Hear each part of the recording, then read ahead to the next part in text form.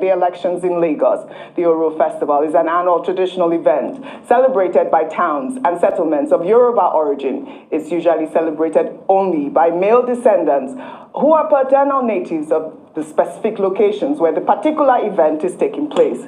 During the festival, females and non-natives stay indoors, as oral history has it that Oro must not be seen by women and non-participating people. However, the monarch's media aide denied the reports of deliberately restricted movement on election day, stating that people are being mischievous by spreading unfounded allegations against the kingdom, assuring that the festival will not interfere with the conduct of the elections, since the Oro rites would end by 5 a.m. on Saturday, and voters can go about with the exercise. While speaking on the development, the governorship candidate of the Labour Party in Lagos, Rhodes-Vivour, in a short video shared on social media, said traditional rulers should know better than engaging in any festival that will disenfranchise voters. Good morning, Lagos. It's important that I address you because some rumors have been circulating that certain traditional rulers, Bale of Ijegun, Elegushi, are declaring Oro Festival that's supposed to start today and go all the way into Saturday.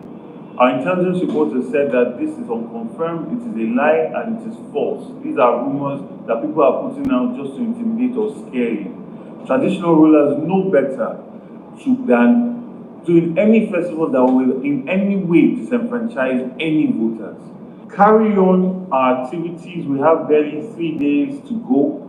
Interact, network, ensure that we get the maximum voter turnout in these local governments, and be rest assured that we are going to come out in force to ensure that we resist any form of intimidation or harassment on Saturday, and our votes are going to count because we are going to follow through and make sure it counts. Thank you. God bless you. I am coming to you on the story. Dr. Abati, I believe you guys had Rhodes-Vivour on the show earlier, and I believe you even asked him a question if he was supporting the Oro Festival. I don't think he had a chance to answer that, but I did ask him again, and he says he's in no way supporting the Oro Festival. But I'm glad that they have come out to clarify that it will not affect the festival. But people don't believe that. They're even calling it, what do you call it, a political... Has labeled it political Oro. And it's interesting because in the statement made by the media aide of the Legushi, he says that the reason why it's even this Saturday is because they moved it from last week Saturday not to disrupt the elections. It means that it could have been moved. And so when the date was changed to the 18th, why didn't they move it as well?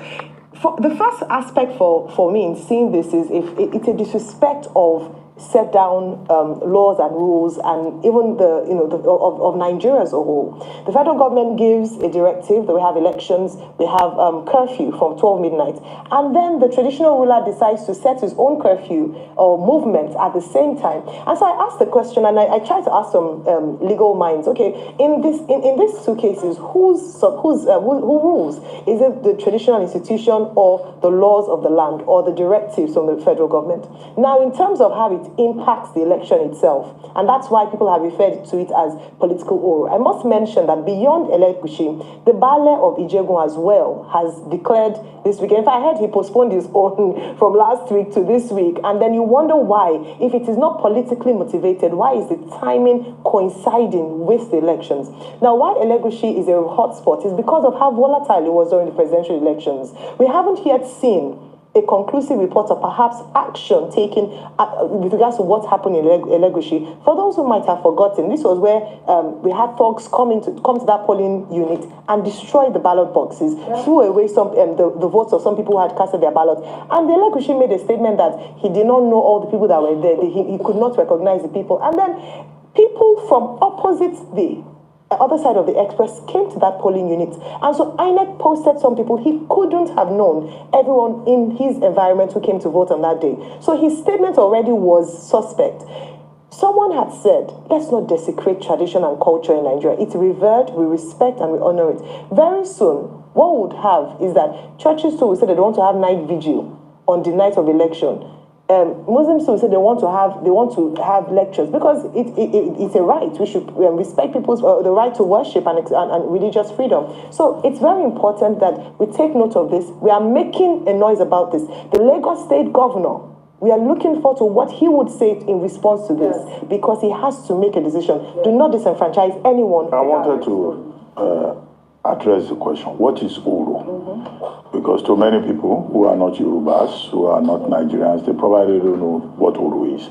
Oro is an ancient traditional ritual in Yoruba land, used to cleanse the community and used also for the purposes of justice.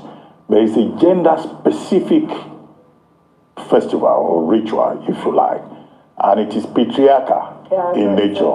Women are forbidden from seeing the Oro, and the punishment for it is part of it. You know, there are stories. I'm not in a position to tell what the punishment is. You know, there are stories that people could be killed and all of that. Now, but where the problem is that traditionally, the Oro Festival is held at night. But some of these our modern nobles, they now bring out the Oro in daytime. And oftentimes this has caused problems. In 2018, there was a problem in the Bukia, just by the border, when the traditional community decided to bring out the Oro. This led to conflict with the Muslim community. At the end of the day, the matter ended up in court. And Justice Owodunu ruled at the time that Section 38 guarantees freedom of thought. You can be a traditional worshipper. But Section 41 of the 1999 Constitution guarantees freedom of movement. You cannot say people should not move about. Section 42 guarantees protection from discrimination. You can't say women cannot move about when they like. So at the end of the day, the court ruled, gave an order of perpetual injunction that you cannot do your Oro festival to disturb other people.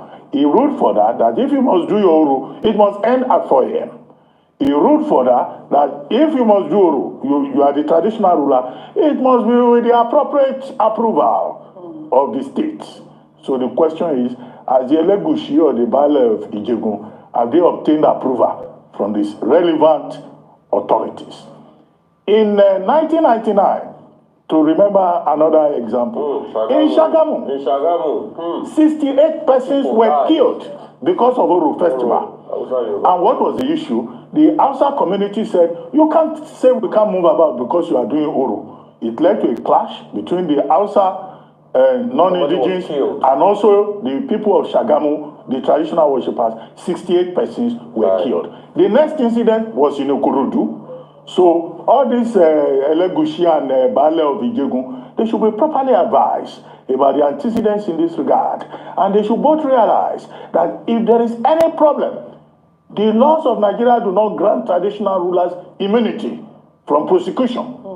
And that was why I was saying earlier on that the Lagos State government, through the Department of Local Government Affairs and Chieftaincy Affairs, should advise these traditional rulers that the state gave you your staff of office. You have also to ensure a proper balance between tradition and modernity.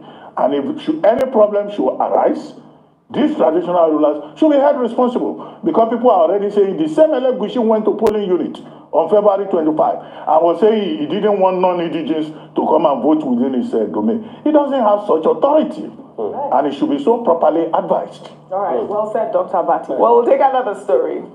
The governor of Lagos State, Babajide Sanwo-Olu, on Wednesday kept his promise to support traders affected by the fire outbreak at an auto spare parts market in Olodi-Apapa by donating 100 million naira to the victims. The governor paid a visit to the affected site and laid the foundation for a new market building and promised to lessen the hardship experienced by those who lost money and goods to the incident. People and government of Lagos State, this is to present 100 million naira for the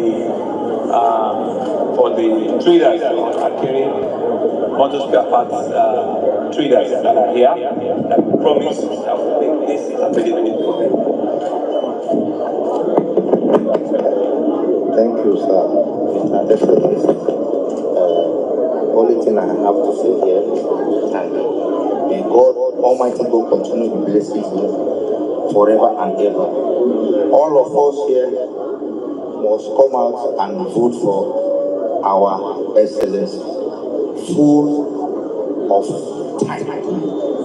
We believe in you now, fully, because before they are trying to confuse us, but now we know what you can do to us.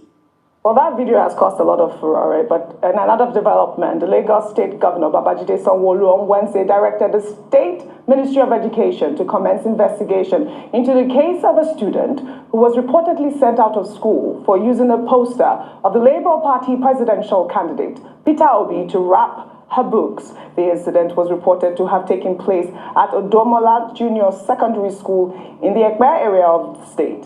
The principal of the school allegedly signed an exit letter asking the student named Barinda Marvelous to go home to campaign for Peter Obi against the wish of Lagosians. The Commissioner of Education, Folashade Adefisayo, in a statement said the Lagos State Governor approved the recall of the principal, who will be asked to explain the incident, adding that the Lagos State Government, the Ministry of Education, and its agencies will never instruct any school principal, personnel, or teacher to act in such a manner. Rufai, over to you. I mean, this was circulating all over social media, a lot of outrage with this particular story. If you recall, only, I believe, earlier this week, we took a story where the students were all, told to go, chanting and told to go home to tell their parents to vote the Lagos State Governor. It's so shocking, the level of desperation going on. And that teacher is not fit to be a teacher. Just a 10-year-old. Can't wrap a book again. And you have to bring politics into it and you send her home. I don't know what the education ministry thinks, but I'm happy that they've taken action. But I think the action should be bigger than that.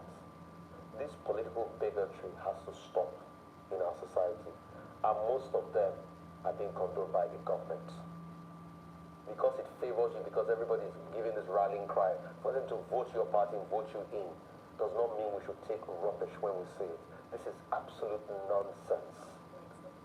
You are bringing a child into politics and know nothing about politics. As a teacher, you're supposed to be the custodian.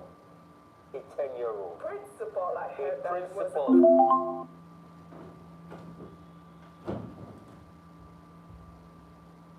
Principal of the school. So I don't know what the principal is a principal over. In fact, the principal should be subjected to the principles of life, because he lacks wisdom. And we've taken this political thing too far. Just like we've turned it into ethnic, rabid, tribal narrative, which is sad for our country. We don't even see beyond all of this politicking. We don't even see that Nigeria is a laughingstock all over the world, and we've not been able to achieve development. We have failed ourselves and failed our people. But it's just about themselves alone. And when you give them the power, they impoverish people. They make people's life worse off. Politicians, I'm talking to you. Change your ways. Secondly, as regards what's happening in Lagos State Governor. Lagos State Governor, I commend him. Yes. But please, we must have to bring the perpetrators, those that committed that heinous act, to book. We can't have a state where people will commit arson and murder and kill people and you can't find them. But anyway, when I talk, Audrey, what do I know? Is this not the same country that the Attorney General was killed and he didn't get justice because of politics? So are we surprised? And this is since 2003. Bolagi was killed. Did he get justice? So people can just do things and go scot-free. And when you have a society where there's no morality, there's no rule of law, there's no justice, evil people are not brought to book, then it continues in society. He says he's giving 100 million naira. Yes, as his gift. But you see, a lot of people are also looking at, this is politics season. So is there not a political undertone to it?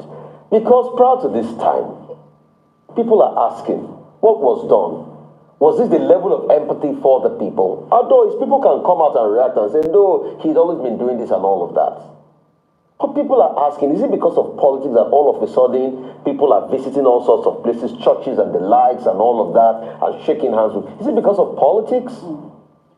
Yeah. Is it because of politics? You're asking those questions because, I mean, I don't know if you heard that video, Rufai. The gentleman there was saying, we want to thank you very much, and, advise people to vote the governor. But we have seen the Lagos State governor doing a lot of things. I mean, I don't know if this has to be attributed to politics. No, it might be his own. I'm not sure. It might be his own personal But empathy. it's unfortunate. But I'm just asking. It's coming at this time. I'm just asking the question because it is political season. Yes. So the question we should ask is it because of politics or genuine care? He did say in that video that it's not politics. I don't know if you heard the video. If it's genuine care and genuine response, very good. Yeah. But if it's because of only politics that we see our leaders, then it is wrong. Just like I was saying yesterday in the case of Delta, that some people felt they were bigger than the people of Delta and they didn't come for debates. We'll discuss that. So is that one too? Is it good?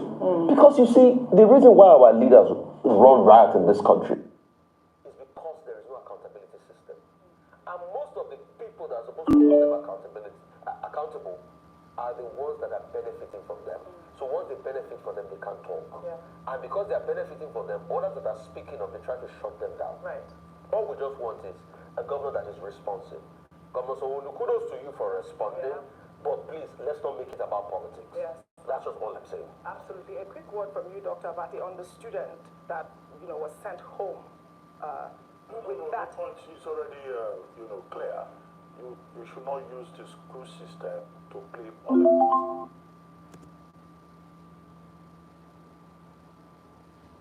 politics. I mean, they have civic studies, they have social studies, but to begin to dictate to students who they should vote for, who their parents should vote for, or, to sanction a student for wrapping a notebook with a poster. Look, when we were young children, we used to wrap our notebooks so as to keep it clean. It wasn't about ideology. It wasn't about politics. But the problem is not with the student. The problem is with the teachers. Many of these teachers are sycophants. Look at the video you showed the other day. Yes. That was in circulation. It's good that the Ministry of Education, Lagos State, has referred to it. That principal and this other one, they should not just be summoned. The State Ministry of Education should make sure that they are sanctioned in order to send strong signal to other teachers within the system, either private schools or public schools, who may be, disorienting these young children by dragging them into the arena of politics for their own opportunistic, selfish, sycophantic reasons. Absolutely. And it's good that the state government is saying we didn't send them on that errand. They are on a frolic of their own. Absolutely. Well, kudos to the Lagos State government and the governor for intervening on both issues, the fire market as well as the school. We'll take another story. The PDP governorship candidate in Akwa Ibom, Umo Eno, caused a stir on social media on Wednesday after stating during a press conference that if elected governor, he will declare happy hour every Friday to enable bars sell drinks at affordable prices to the people of the state. Let's take a listen before we come back for a discussion. I'll tell you one thing. Every Friday, I will have what I call happy hour for the state.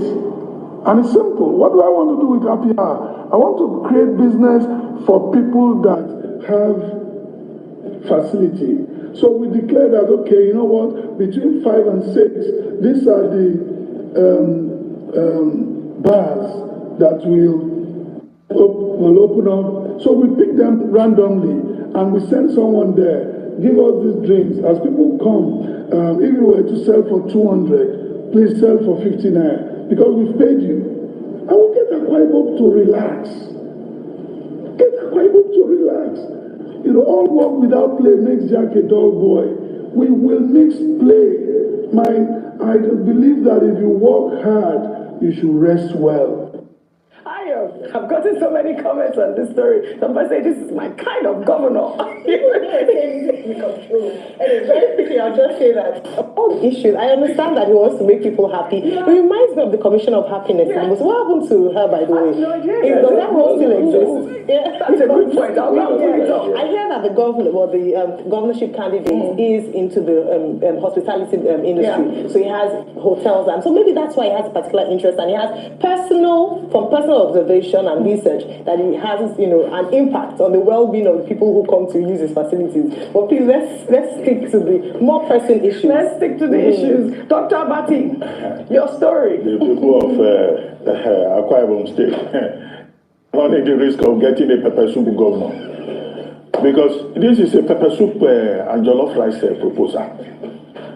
Pastor Umoeno telling people we will declare happy hour. I will argue from the point of view of culturology for leisure, for the promotion of leisure and all that. But in a state that has an unemployment rate of over 50%, in a state where the misery index is very high, where hunger rate in Akwa Ibom State is close to 70%. I don't think what the people of Akwa Ibom want to listen to is about happy hour that will be declared in bars all over the state, selected by the governor himself. And if the pepper soup is 200 naira, you will pay 50 naira. This an odd description of stomach infrastructure. I don't think that the people of Akwa Ibom should be looking for a bartender, a bar manager, who will be serving them drinks every Friday. They should be looking for a governor who is going to address the issues of poverty, of unemployment, of growth, of development. In other situations, we've been told that the incumbent governor Dom Emmanuel, with his Dakada project and all of that, has done so much also with infrastructure. Okay, this same Pastor Umoeno, who, by the way, got to that position after Supreme Court decision and all of that, that's what is because their rice agenda. I thought he should have focused more on that is a rice agenda. What he wants to do for public health, what he wants to do with education, what he wants to do with artificial intelligence. These are the kind of things he should talk about. But for a man who wants to be governor to start saying he will serve people free pepper soup and give them jollof rice, Nigerians are suffering. Well, all right, Dr. Mati. We shall take our final story with a quick wrap-up of the Arise News Delta State gubernatorial debate in Warri on Wednesday, which got heated up after the anchors of the debate announced that the candidates of the All Progressives Congress and the People's Democratic Party who were absent from the debate will be given an opportunity to attend the debate today. The candidate of the All Progressives Grand Alliance, Great Ogboru, then staged a walkout because, in his words, it was an ambush. Chief Great Ogboru, you have the right to reply. Yes, for 1 minute, please, sir. Yes, it is not acceptable to me. I think that is a sort of an ambush, and I'm not prepared to go ahead with this debate further. I'm sorry. Thank you very much. Dick Pella? I kind of agree. Well, Chief Ogboru, I believe you would have waited to have a response to your position. You also have the opportunity to be here tomorrow. If it is about Chief Great Ogboru, you are missing the opportunity right now. Chief Great Ogboru, you are missing an opportunity to speak to Delta indigenes at this crucial time. You have contested elections since 2003, 2007 to 2019. You've persistently contested elections. This is the time for you to make good your promises to Deltans that you have not had the opportunity to be governor, to actually actualize. Chief Great Ogboru, you have the opportunity to have a rethink and return to the lectern. Rufai, over to you. Sad times. For somebody that a lot of people say has experience, he's been running since 2003, and I know that election in 2003 because it led to the closing down of a station, a radio station then, as regards, who won, who didn't win. For Great Ogboru to have done that is very sad. I'm happy at the fact that he came back, but some scars are too deep. You should never do that. You are there to debate in front of the Delta people. So even if the other people do not respect the Delta people enough to come debate in front of them, I'm talking about Mr. Sheriff Oborowore and the Deputy Senate President of the Federal Republic of Nigeria, Chief Ovio Magere, if they don't respect the people of their states that they want to govern enough to come debate in front of them, then please, you should not be part of them. Because by walking off stage, Chief Great Ogboru, you disrespected the Delta people. And I think apart from, apologizing coming back on stage, he needs to be able to placate the Delta people for that. Because debates are supposed to be for the people. And for every other candidate that do not respect their people enough to come and debate in front of them, God is watching you. Well said, Rufai. Well, Thank you all for your great analysis, as always, on What's